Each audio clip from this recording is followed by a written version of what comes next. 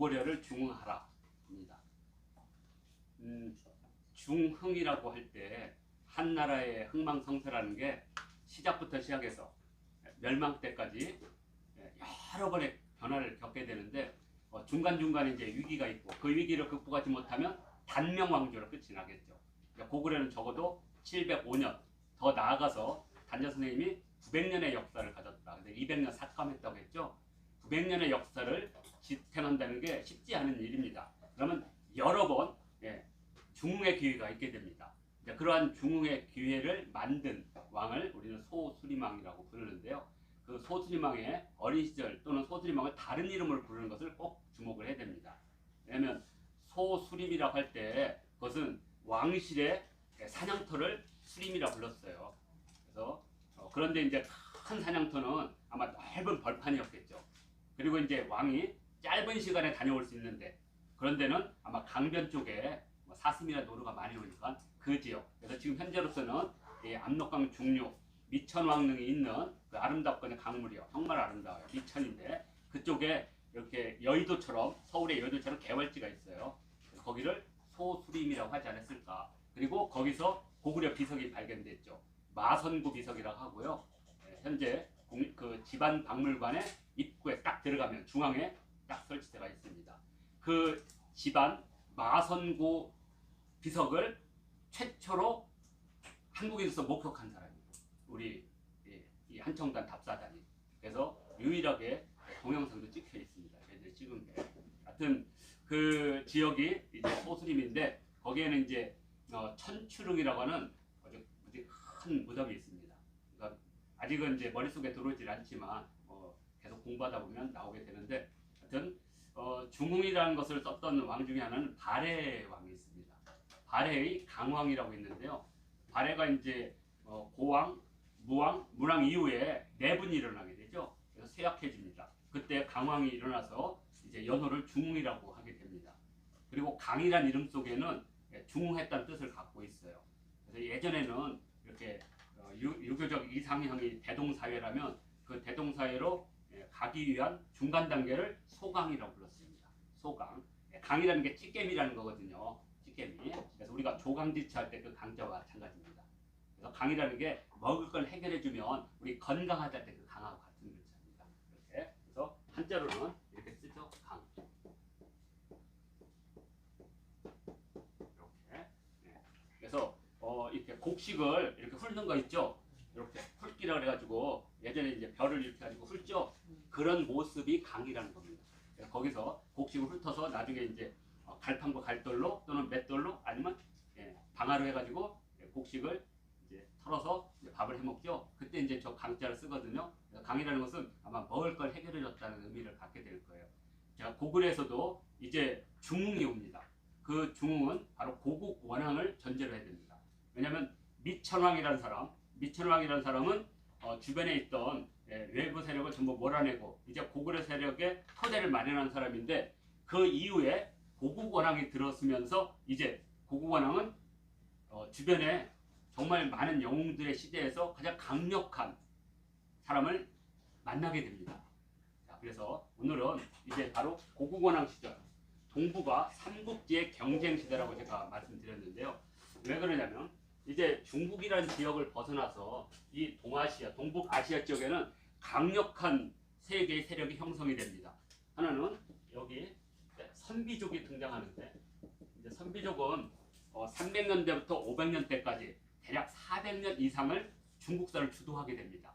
근데 선비족은 족속이 다양해요.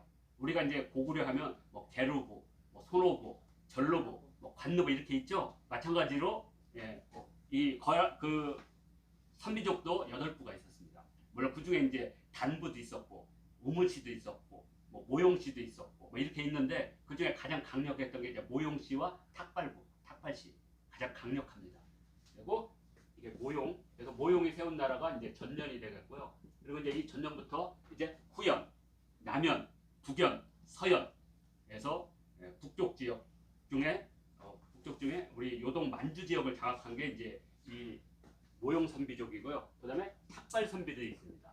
이 탁발 선비들은 모용 선비 뒤를 이어서 북중국을 통일한 왕조가 되죠. 그래서 이 사람들을 북이라고 불렀고요.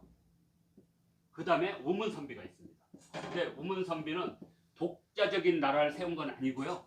이들은 중국화된 후에 중국 한족과 결합해서 수나라를 세우게 됩니다.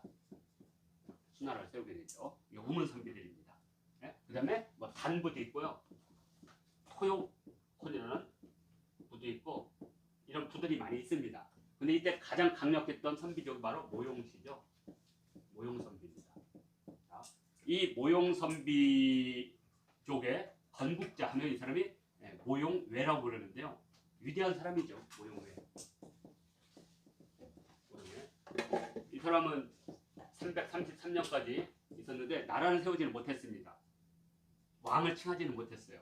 그러나 이 사람은 자신이 텅그리칸 하늘에 천명을 받아서 이 세상을 다스린다는 대선우를 칭했습니다. 이건 되게 북방적인 거죠. 그래서 한자에서는 대선우라고 하지만 이 선우는 기본적으로 틀린 용어고요. 정식 말하면 이것은 원래 하늘에 제사 지낼 선이라고 써 있어요. 근데 발음은 천이죠. 하늘. 그리고 이것은 칸. 그러니까 천칸이라 해서 북방에서는 그 왕후를 분후를 텅그리칸 이렇게 부릅니다. 텅칸이라고 했는데 이제 이것은 이제 북방계를 통일하기 위한 하나의 그 상징이겠죠. 자, 이제 이 다음에 이제 좀 더 요동이나 북중부로 와서 이 지역을 지배하기 위해서는 그때 이제 일반적인 용어들이 있죠. 우리가 영어를 쓸 때 우리가 대통령이라 할 때는 우리는 알아듣지만 그래서 프레지던트라고 하잖아요. 그래서 그때는 이제 보통적인 왕후를 쓰게 됩니다. 왕. 그래서 혹시 신라에서 예전에 그런 거 있잖아요. 거서관이라든지 차차홍이라든지 그다음에 이사금, 마리카 뭐 이렇게. 그다음에 지증왕 때 처음으로 왕이라는 호를 쓰죠. 그러니까 왕이라는 호를 쓴다는 것은 이미 신라가 이제 변방이라는 의미에서 이제 국제적인 무대로 들어와서 이제 보편적인 세계 속에 들어왔다는 의미를 갖는 거죠. 그래서 그때 이제 왜냐하면 내물왕 때 처음으로 국제 무대에 등장하거든요. 고구려의 도움으로. 그때도 내물왕은 마리칸이었어요. 그만큼 토착적이고 전통적인 세계가 강했던 거죠. 근데 이제 지증왕 때 왕으로 바꾼다. 그러면 그것은 이제 보편적 세계를 지향한다 이렇게 얘기할 수가 있고요. 이 모용외가 왜 대형칸을 칭했는데도 왜 고구려를 못 쳤느냐? 바로 이때가 미천왕의 시대였어요. 그래서 미천왕 시대 때 후방 옆에 고구려가 있는 한 중국으로 들어갈 수가 없어요. 북중국으로 들어갈 수가 없는 거예요. 결국에. 그래서 모용외 때 고구려하고 단부하고 우문부하고 삼자 연합에서 모용선비와 전쟁을 했거든요. 물론 이 전쟁에서 만약에 모용외가 졌다면 모용선비는 여기서 더 이상 역사를 이끌지 못했죠. 근데 모용외가 이걸 승리를 하게 돼요. 그러면서 단부와 우문부가 북방의 주도권을 잃어버리게 되죠. 그러면서 이제 고구려와 모용부와 그리고 아래쪽에 백제가 있죠.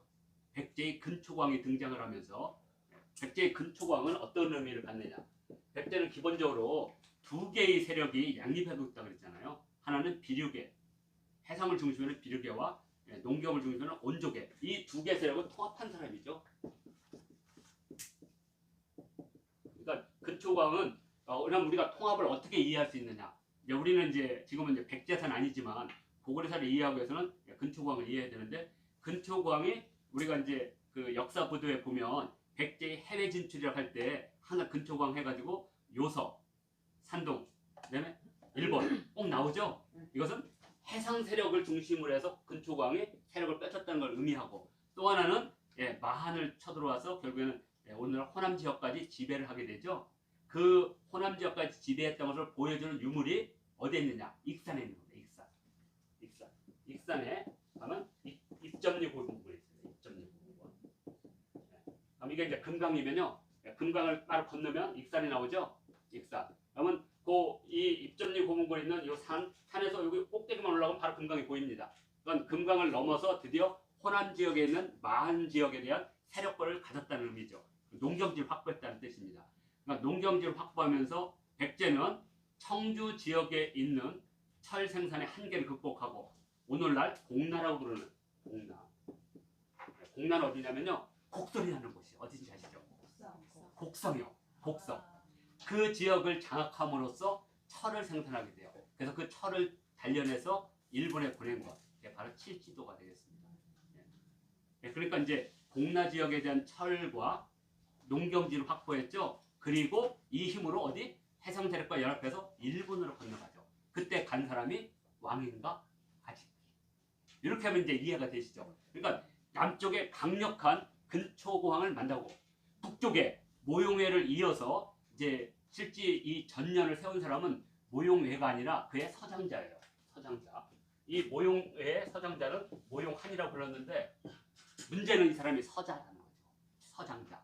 근데 적장자는 둘째 아들이에요. 그러니까 적장자는 내가 그래도 어머니가 정실이잖아요. 근데 똑똑하기는 서장자가 더 똑똑해서 아버지를 도와서. 자, 그런데 모용황이 바로 두 번째 아들이거든요. 근데 적장자예요. 이 사람은 서장자고. 그래서 모용황이 결국에는 쿠데타를 일으키죠. 그래서 형을 제거하고 모용황이 등장을 하면서 처음으로 왕을 칭하게 됩니다. 드디어 337년일 거예요. 그래서 드디어 전년이라고 하는 나라가 등장합니다. 자, 이때 바로 미천왕이 세상을 떠난 거죠. 떠나고 이제 고국원왕이 등장합니다. 그러니까 고국원왕은 무능하거나 나약한 왕은 아닌데 너무나 강력한 적수를 만났어요. 그것도 뒤와 위에. 그래서 이 두 개에 걸쳐서 고국원왕, 그때부터 우리가 이제 너무나 잘 아는 거예요. 342년에 모용왕이 드디어 이제 고국을 칩니다. 왜? 모용왕의 꿈은 국방을 통일하는 게 꿈이었으니까. 자, 그래서 그때 당시 이 모용선비와 대결할 수 있는 데가 여기가 전조와 후조가 있었는데 이들이 전조와 후조는 같이 겹쳐 있었어요. 나라가. 그러니까 엄청난 내분이 일어난 거죠. 이 전조를 세운 사람은 흉노족, 그 다음에 후조를 세운 사람은 갈족 싸우죠. 그러니까 5호, 16호 시대 5호 중에 이제 흉노족, 갈족, 그 다음 그 옆에 저족 있고 강족이 있어요. 그리고 선비족. 그래서 이걸 5호라고 하는데 말은 5개 종족이지만 그 안에는 또 세분화되면 한 30개, 40개 정도의 세력권이 있습니다. 그리고 그들은 약 80개 이상의 나라를 세워요. 근데 이제 우리가 왜 그러면 5호 16국이라고 하냐면 나중에 이제 그 북위가 통일하고 수나라가 통일하면서 자신들의 뿌리가 북조잖아요. 그러니까 북조를 보려면 북조 앞에 5호가 나와야죠. 그래서 그 중에 16나라를 써서 16국사를 쓰게 돼요. 그래서 이름이 5호 16국이죠. 그 5호 16국 할 때는 어떤 근거, 조건이 있어야 되겠죠. 적어도 황제를 칭하고 그리고 3년 이상 나라가 유지되면 3일 천하도 있고요. 한 1개월 천하도 있고 그렇습니다. 그거 외우면 너무 복잡합니다. 한 그 궁궐에 5명의 황제가 나오죠. 하루 만에. 죽이고 죽이겠다가 죽고 죽이겠다가 죽고 다음날 죽고. 이런 혼란의 시대. 5호 16국 시대입니다. 그 5호 16국 시대에 수없이 많은 여기서 이제 내란이 일어나고 여기는 선비족이 강력한 하나의 북방 세력을 형성하니까 여기는 안정된 세력이죠. 근데 이쪽 서쪽은 지금 치열합니다. 그리고 남쪽에는 누가 있었느냐? 남쪽에서는 동진이 있었습니다. 동진. 그래서 이 동진은 이 진인데 이들은 이제 양장은 남쪽으로 내려가서 워낙 좋은 땅이니까 북쪽으로 돌아갈 생각을 안 하는 거죠. 자, 그러면서 이 전조와 후조의 내분으로 급격히 여기가 쇠락을 하면서 바로 저족이라고 하는 저족의 이 사람들이 전진을 세우게 됩니다. 이 저족 출신 가운데 무지 유명한 인물이 하나가 있습니다. 이 인물은 동탁입니다. 동탁은 원래 한족인데 그 집이 어떻게 어렸을 때 그 가족도 죽고 그래서 전진 있는 저족한테 의탁을 했다가 나중에 그 저족을 배신하고 출세한 사람이에요. 자기를 키워준. 그래서 저족들은 중국 한족에 대한 원망이 엄청나게 강했어요. 자기 족속이 아주 멸족을 했으니까. 그래서 강력하게 한족에 대한 보복이 시작됩니다. 그래서 나중에 이제 전진이 북중국을 통일하게 돼요. 그러면서 이 모용선비가 세운 전념이 그때는 무너지는 거죠. 그러니까 이것은 이제 우리가 광개토 대왕할 때 이게 바로 연결되기 때문에 그래서 역사는 좀 이렇게 계기적으로도 봐야 되지만 국제적으로도 좀 봐야 됩니다. 그래서 그 너무나 많은 국가 이름이 기억이 안 나도 이해만 하시면 됩니다. 이런 국제 정세 속에서 고구려의 광개토당이 나왔구나. 자, 그래서 고국원왕은 안타깝게도 동북아 삼국지 경쟁 시대에서 패퇴를 하게 되죠. 그래서 342년에 모용왕이 고구려의 국내성을 쳐들어오죠. 고구려는 이제 두 번째로 도읍지가 함락되는 겁니다. 하나는 관구검 때, 그래서 관부검은 그때 기공비를 썼다 그러죠. 그래서 그 기공비는 현재 윤영성 박물관에 원본이 있습니다. 가서 볼 수가 있어요. 근데 이제 그 기공비는 이제 환도성을 점령하면 이제 퇴각할 때 언덕 위에다 세웠던 거거든요. 근데 고구려인들이 가만 놔두겠어요? 도끼로 그냥 깬 거죠. 그래서 세 조각으로 깨지어서 그 중에 한 조각만 발견된 겁니다. 두 조각은 어디 있겠죠 지금? 왜냐면 도끼를 자른 자국이 명확해요. 그리고 위쪽에 도끼를 깬 자국이 나옵니다. 이렇게. 자, 그렇게 해서 이제 고구려는 두 번째로 국내성이 함락이 돼요. 그게 이제 모용황입니다. 그런데 이제 고구려의 반격이 심해지죠. 왜냐하면 그 정도 되면 고구려는 수도가 함락돼서 나라가 망할 정도가 아니에요. 왜? 이미 지역에 세력을 구축해냈기 때문에. 이제 각기에 오니까 이 사람들은 속전속결로 고구려의 항복을 받아낸 후에 이들의 목표는 북중국이니까 그러니까 타협이 빨리 이루겠죠. 근데 그냥 후퇴하면 고구려가 말을 안 듣잖아요. 그래서 미천왕의 등을 파헤쳐서 미천왕의 시신을 가져가고 그때 미처 피하지 못한 부인과 태우 미천왕 이제 그 부인이죠. 어머니 태우와 왕후를 골몰해서 오만의 인지를 끌고 후퇴한 거죠. 이제 고구려는 공격할 수가 없는 거죠. 반격이. 자, 이러면서 고구려는 그걸 돌려받기 위한 수치를 머금고 무릎을 꿇고 항복을 하게 되는 거죠. 강화 조건을 맺은 거죠. 그렇다고 고구려가 거기에 복속돼 그런 건 아니에요. 적어도 전년의 입장에서는 이제 고구려가 후방을 공격하지 않게 되는 거죠. 그리고 이제 북중국을 치는데 왜 전년이 그러면 북중국을 통일하지 못하냐? 바로 여기를 통일하는 전진이 등장합니다. 이 전진에서도 이 북연은 그 앞에 부홍이나 이제 수많은 사람들이 왕족인데 반개죠. 근데 원래 반개의 뜻을 품은 사람들은 훌륭한 왕이 돼요. 이 북연이라는 사람은 왕이 되면서 전제 조건을 뭐라 했느냐? 내가 북중국과 모든 중국을 통일해서 왕 중의 왕 그리고 모든 세상의 평화로운 나라 불국토를 선언하게 됩니다. 그래서 이 전진의 북연이 만든 불국토 이것을 우리는 전륜성왕이라고 불러요. 부처님의 말씀이 담겨있는 수레바퀴를 굴리는 성스러운 왕. 천하에 이제 부처님의 말을 따르는 정법 시대가 끝나면 사람들은 이제 부처님의 진리를 밥비려 먹고 사는 상법 시대가 온다 그래서 상법.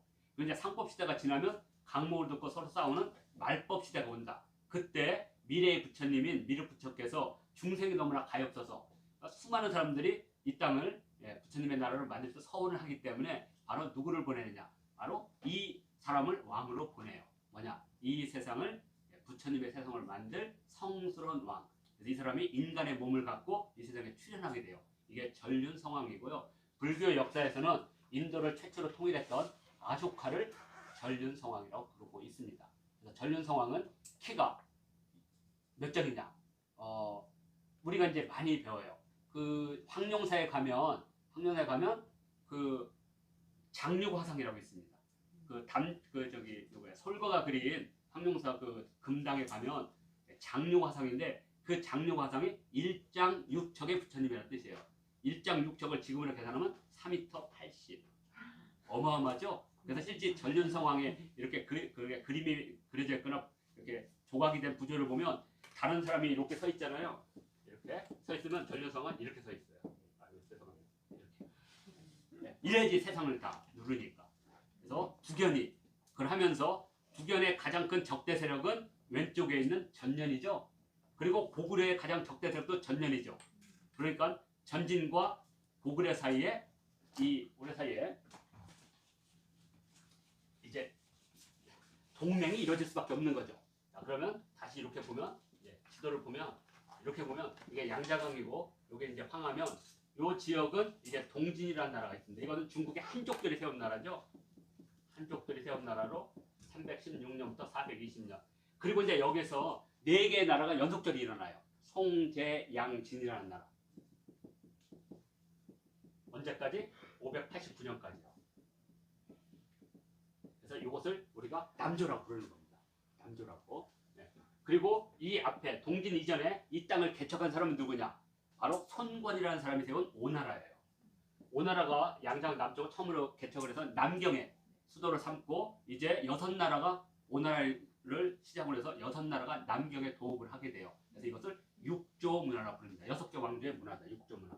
그러니까 우리가 만드는 이 육조 문화는 중국의 전통적인 문화예요.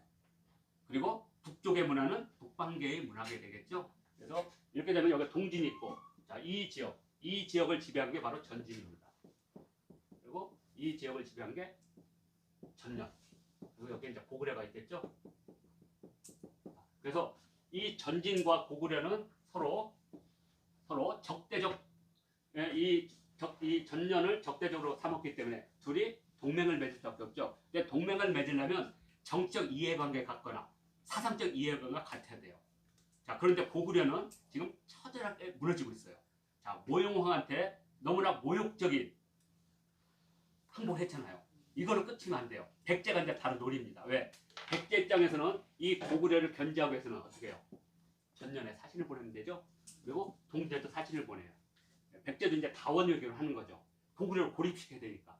그러면 이 전년으로 가려면 어디냐? 반드시 이 황해도 지역에 대한 해상권을 장악해야만 전년으로 갈 수가 있어요.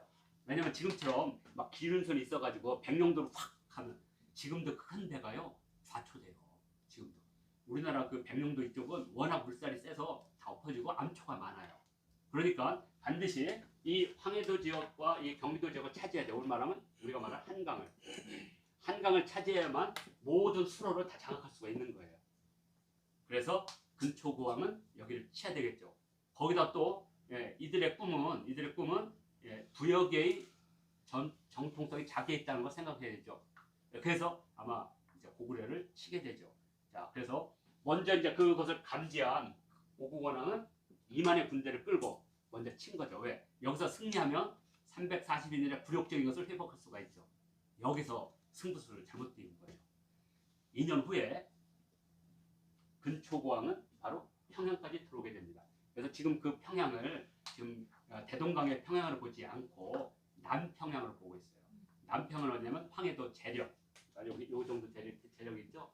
해주 바로 옆에 황해도 재령을 남평양, 거기를 한산이라고도 불렀거든요. 고구려에서는. 나중에 이제 우리가 장수왕 때 삼경제를 할 때 그 한산을 제가 다시 구원을 하겠습니다. 자, 그래서 여기를 차지하고 여기서 전쟁이 터진 거죠. 거기서 고구원왕은 전사를 하게 됩니다. 나중에 이제 한 70년이 지난 후에 계로왕이 고구려를 치기 위해서 이 지역 전진과 전년을 통일해서 이쪽을 통일한 북위에 북서를 보낸 거기에 있어요. 북서에 뭐라고 됐냐면 예전에 우리 그 근초고왕께서 적의 괴수에 그러니까 고구원의 목을 잘라가지고 창에다 꽂아가지고 군대를 사열했다고 이렇게 한 적이 있어요. 그것을 왜 그렇게 표현했냐면 당시 북위는 그 강대했던 고구려와 싸워서 혹시 나라가 망할 수 있으니까 두려움에 떨었거든요. 그러니까 백제가 입장에서는 두려움에 떨 필요 없다. 그 강력했던 고구려의 왕도 우리 왕께서 창에다가 목을 꿰다 해서 두려움을 없애기 위해서 그때 북서에 그렇게 썼을 거예요. 근데 결국에 판단은 북위가 판단하는 거죠. 북위는 그것을 전쟁을 하지 않고 고구려와 강화하는 조건으로 그 편지를 고구려에 주게 되죠. 그리고 나서 이제 우리가 잘 아는 승려 도림의 이야기가 거기서 전해지는 겁니다. 그래서 일단은 이 전진과 전년과 고구려의 이 북쪽 지역의 이제 삼강 체제에서 전진은 고구려와 종교적 동맹, 그래서 고구려의 왕실을 복원시키고 왕권을 강화시키는 것으로 바로 이 전륜성왕 이론을 여기다가 보내게 되는 거죠. 자, 그래서 고구원왕의 전사 이후에 그의 아들인 소수림 왕이 등장을 하는 거죠. 자, 이제 소수림 왕. 근데 그는 왜 대무신왕에 불렀는가? 고구려는 지금 최대 위기입니다. 남쪽은 백제가 오고 북쪽에는 전년이 오고. 자, 그런데 고구려 때 희망의 빛이 온 거죠. 이게 바로 전진이었어요. 전진의 부견이 바로 고구려의 동맹을 제안하게 되는 거죠. 자, 전진의 입장에서도 전년을 치야만 남쪽으로 내려갈 수가 있잖아요. 동진으로. 그러니까 여러 나라가 있을 때는 한 나라가 강력해지면 좋겠지만 그렇게 안 돼요. 그래서 서로 견제를 하겠죠. 그래서 아도와 순도라는 사람을 고구려에 파견하게 됩니다. 그때 이 아도와 순도는 어디 사람이냐면 이 전진은 오늘날 저쪽 그 실크로드 쪽에서 온 사람들이에요. 오늘날. 그래서 이 저쪽 더 옆으로 가면 오늘날 북인도 지역에 강력한 기마 종족이 있었어요. 그 사람들은 파르티아 사람이라고 불렀고요. 오늘날 이란을 구성하고 있는 6개 부족 중에 하나입니다. 그러니까 우리로 말하면 대한민국 하면 고구려도 있잖아요. 백제도 신라도 가야고. 그럼 고구려와 같은 성질을 가졌어요. 그래서 그 사람들은 말을 타고 등자를 만들어서 활을 탁 허리를 돌려서 쏴요. 그래서 이게 고구려 사법인데 안타깝게도 세계 역사에는 파르티안 사법이라고 하느냐. 바로 그 파르티안 사람들은 종교적 열망이 무지 강한 사람들이에요. 그래서 그 사람들은 대승불교를 믿게 돼요. 그리고 그 힘을 동방으로 오게 됩니다. 왜 그러느냐? 그 파르티아 다음으로 그 지역에 등장하고 있는 사산왕조가 등장하면서 이 사산왕조는 조르아스터교를 국교로 삼았는데 다른 종교를 핍박을 해요. 그러니까 그 지역에서 발전했던 그 대승불교 사람들은 오늘날 이제 파르티아의 중심지가 간다라 지역이거든요. 예전에 푸첸 왕조부터 시작해서 그 지역에 있던 승려들이 보따리 싸들고 어디로? 동방으로 오겠죠. 그때 온 사람이 아도, 순도, 마라난타가 오게 됩니다. 자, 아도와 순도는 고구려로 왔고요. 마라난타는 나중에 이 전진이 망하니까 동진으로 오게 됩니다. 자, 동진으로 와서 중국 한족한테 불교를 아무리 설명해도 이들이 받아들이지를 못해요. 전륜성왕 이름 자체가 그들은 받아들일 수가 없습니다. 왜냐하면 그들은 땅을 중시한 민족이고 우리는 하늘을 중시한 민족이죠. 그러니까 우리는 전륜성왕이 하늘에서 내려오면 당연히 받아들여요. 그러니까 천선과 전륜성왕은 단지 종교 이름만 다른 거지 개념은 똑같은 거예요. 하늘에서 내려와서 이 세상을 행복한 나라로 만드는 사람. 우리는 받아들일 수가 있는 거죠. 이 중국인들은 안 받아들이는 거예요. 특히 머리를 깎는다? 잘 안 받아들여요. 우리 전통적인 종교는 머리를 깎아요. 승려들처럼. 그 신전에 있는 사람들이. 그런데 중국은 머리 깎으면 안 되잖아요. 잘 안 받아들여요. 마라난타가 얼마나 답답하겠어요. 그때 백제의 침략왕이 사신을 보내죠. 동진에. 근데 백제 사람과 말하니까 되게 잘 맞잖아요. 그래서 그 사람이 백제 사신을 따라서 법성포로 들어오게 됩니다. 영광에. 법성포로. 그래서 법이 이루어졌다. 불법이 이루어져서 법성포입니다. 네. 그러면서 바로 고구려 불교와 백제 불교가 왜 같으냐? 출발지가 같기 때문에 봅니다. 어디? 마라난타 불교, 대승불교이기 때문에. 그런데 왜 신라 불교도 같으냐? 바로 무코자라든지 이런 사람들이 고구려에서 신라로 갔죠. 그래서 신라의 불교를 전해준 사람도 고구려죠. 궁극적으로 고구려, 백제, 신라, 그러니까 아도, 순도, 마라난타는 파르티안 사람이라고 했죠. 근데 무코자도 파르티안 사람이에요. 이름 속에 담겨 있습니다. 묵이라는 것은 얼굴이 검다는 뜻이고요. 호라는 것은 수염이 잔뜩 났다는 겁니다. 그러니까 우리말로 하면 검댕이 승려예요. 무코자라는 게. 검고 수염이 난 승려. 이름은 모르니까 이름은 가르쳐줬을 거예요. 이름은 아만 샬라도 뭐 이렇게 해줬을 거예요. 어렵잖아요. 한 번도 들어보지 않은 용어잖아요. 그러니까 아이 저 얼굴이 검으니까 묵, 수염이 있으니까 호, 이거 자자 우리 공자 맹자하듯이 그래서 무코자 아주 편하잖아요. 그래서 무코자 이름이 아니고 그냥 말하는 저기 파르티안에 있는 얼굴이 검고 수염이 있는 승려 이렇게 보시면 됩니다. 신라의 불교를 전해주죠. 이렇게 이해하시면 고구려 백제 신라의 불교는 뿌리가 같다는 걸 알 수가 있습니다. 자, 이렇게 돼서 이제 소수리망이 등장하는데 소수리망은 삼국사기에 보면 뭐냐? 소해주류왕이라고 불렀어요. 자, 해주류는 우리 단재 선생님이 말씀하셨듯이 천둥벼락이라고 했죠? 천둥벼락. 그러니까 천둥벼락을 한자를 뭐라고 불러요? 이렇게 번개. 우리가 번개라고 하거든요. 이건 번개. 번개신. 이게 번개신이거든요. 그래서 나중에 이렇게 해가지고 이게 이제 신자가 된 겁니다. 근데 지금은 12지에 하나로 쓰이니까 나중에 여기 재단 신자를 써서 신이라고 부르는 거죠. 그래서 이 신의 사명을 받은 자가 왕이에요. 왕 다음으로 큰 사람이 뭐냐? 천둥벼락이에요. 왜냐면 번개나 이런 거 쳐도 이 사람은 직접적으로 사람을 치거나 하지 않아요. 왕이 사람을 죽일 수는 없잖아요. 그러면 그 밑에서 무력적인 행사하는 사람은 뇌공이라고 불렀어요. 뇌공. 그래서 이 천둥 번개는 제우스도 천둥 번개를 치죠. 심판할 때. 그래서 이 뇌성 병력할 때 바로 이걸 말하는 겁니다. 소리가 꽉 나고 벼락이 팍 치죠. 엄청나게 무서운 거죠. 그것을 우리는 뇌성 병력이라고 부르죠. 바로 해주류는 그거다라고 단재 선생님이 말씀하셨어요. 이걸 우리 한자로 하면 무가 되죠. 그래서 해주류왕. 광개토 태왕릉비에는 대해주류왕이라고 써 있어요. 근데 이제 삼국사기에는 대무신왕이라고 하는 거죠. 우리가 대무신왕. 자, 그런데 소수리망은 소해주류예요. 그것은 소수리망이 가졌던 역사적 위상이 분명히 존재할 거예요. 그게 뭐냐 이거죠. 무너졌던 고구려의 위상을 다시 살렸다고 봐야 되죠. 그래서 아마 그는 작은 대물신앙으로 불렸을 거예요. 자, 그러면 소수리망의 역할은 뭐냐? 시대적 역할. 그 시대적 역할이 바로 중흥이었어요. 고구려의 중흥. 그러니까 우리가 회사가 어려우면 유능한 CEO를 불러오잖아요. 그래서 한번 바꾸잖아요. 이렇게. 그래서 고구려의 중흥조다 이렇게 보시면 됩니다. 자, 그리고 그는 명확하게 소수리망은 아들이 있는지 없는지 그걸 정확히 모릅니다. 그러나 소수리망은 적어도 자기 아들한테는 왕위를 주지 않았어요. 왜? 조카를 딱 보니까. 자, 여기 고국원왕이죠. 자, 고국원왕에는 두 아들이 있단 말이에요. 하나는 소수리망이고 하나는 고국양왕이란 말이에요. 근데 이 고국양왕에는 바로 담덕이라고 하는 아주 똑똑한 조카가 있는 거죠. 그랬을 때 고구려를 세울 수 있는 사람은 조카라면 바로 조카한테 왕을 주게 되면 왕권이 들어설 수가 없어요. 왜? 아버지가 왕이 아니니까. 그래서 가장 왕권을 세우는 방법은 동생을 왕위로 앉히는 방법이죠. 그래서 왕을 앉혀놓고 그의 아들이 왕이 되면 혈통적으로 정통성이 생기는 거죠. 그래서 고국 양왕은 소수리망의 동생이지만 왕이 될 수 있었던 거죠. 그렇다고 무능한 왕은 아니에요. 근데 이때는 이제 주변과의 정세가 가장 치열할 때 이걸 뚫고 이제 광개토대왕이 나오니까 광개토대왕은 준비된 국왕인 거죠. 누가 준비했냐 이거죠.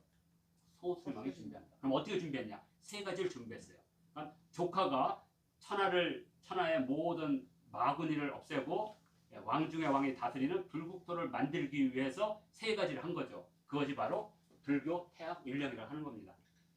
그냥 단순하게 불교 공인 그런 게 아니라요. 고구려나 시스템 자체를 완전히 뒤바꾸는 겁니다. 한마디로 하면 태스크 포스 팀을 만들어 가지고 각 부서나 이런 데서 잘못된 관행, 제도, 틀, 그 다음에 비전 다 바꾸는 거죠. 근데 뭘로 바꾸냐 이거죠. 자, 이때까지는 우리가 창조했다. 그러면 이제는 우리는 도전이다 이런 식으로. 그리고 또 제일 싫어하는 거, 제가 싫어하는 거, 희생. 끊임없이 희생을. 근데 필요하죠. 창조, 도전, 희생. 제가 처음에 회사 들어갈 때 저희 사원이 창조, 도전, 희생이었거든요. 근데 이제 예를 들어서 고주몽 때 창조를 했다면 이제는 뭐 도전하자 뭐 이렇게 되겠죠. 자, 그래서 이것을 우리는 불교. 자, 그래서 불교는 바로 전진해서 전년을 치기 위해서. 그래서 어떻게 됐느냐?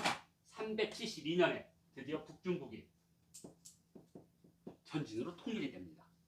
자, 그리고 이제 고구려가 있겠죠. 그러니까 이제 전년은 없는 거예요. 언제까지? 370년부터 384년. 바로 요 시점에 고국양왕의 시대예요. 그러니까 어떻게 보면 고국양왕은 이제 중국이 이제 남쪽에 동진과 전진 사이에 대륙의 운명을 놓고 싸울 때 고구려는 숨고르기 하는 시간을 버는 거죠. 그러니까 요 시간대가 바로 소수리망과 고국양왕 때예요. 소수리망이 371년에 왕을 했으니까. 그러니까 이 기간 동안에 고구려는 이제 차근차근 숨고르게 하면서 중흥의 토대를 닦은 것이다. 그리고 이 시대가 딱 384년에 분열이 옵니다. 이 전진의 북연이 통일을 하기 위해서 중국을 쳐들어갑니다. 왜? 여기 이제 고구려와 동맹을 맺었으니까 후방은 안전하잖아요. 그리고 북쪽에는 어느 누구도 이제 이 전진을 누를 수 있는 세력은 아직 없으니까 이제 무너졌으니까. 그래서 동진으로 가다가 비수라는 곳, 양자강이 있으면 양자강에 비수라고 있는데요. 여기서 동진의 4만 군대와 이 전진의 70만 군대, 뭐 기록에는 30만 되고 70만 있는데 일단 내가 70만을 간다는 것은 진짜 70만이 가는 게 아니라 위세를 통해서 상대방에게 위협감을 주기 위해서 100만 대 군대를 하죠. 진짜 100만일 수도 있고 아닐 수도 있어요. 어마어마한 군대가 갔겠죠. 근데 왜 여기서 전진이 졌느냐? 전염병이에요. 말들이 죽어가고요. 하루에 수만 명이 다 쓰러져 갑니다. 전쟁도 못하고 그냥 쫄딱 망한 거예요. 그러면서 전진의 북연은 이 사람이 불국토를 했기 때문에 자기가 통일했던 북중국의 수많은 오호들 나라 있죠. 그 나라의 왕자들을 전부 부하로 데리고 하나도 죽이질 않았어요. 그런데 이 사람이 암살을 당했어요. 부하들 어떻게 했어요? 때는 이때서 자기 원래 나라를 다 도망갈 거 아니에요. 그래서 384년부터 각지에 수많은 나라들을 세우게 됐네요. 이것이 바로 5, 16, 9시대 제2기예요. 자, 그러면서 그때 후연도 생긴 거고, 그 다음에 후진도 생기고, 이렇게 이해하시면 됩니다. 자, 자, 그러면 자 이제 이 소수림왕은 결국적으로 누구냐? 광개토대왕을 예비하기 위해서 바로 불교의 공인과 태학의 설립과 율령이라고 하는 이것을 만들어냈다. 그러면 이제 제1강에서는 소수림왕이 바로 광개토대왕을 예비하기 위한 중흥의 군주다. 이렇게 이해하시고 그 다음 시간에는 이제 광개토대왕으로 넘어가겠습니다. 자, 제7강은 이곳으로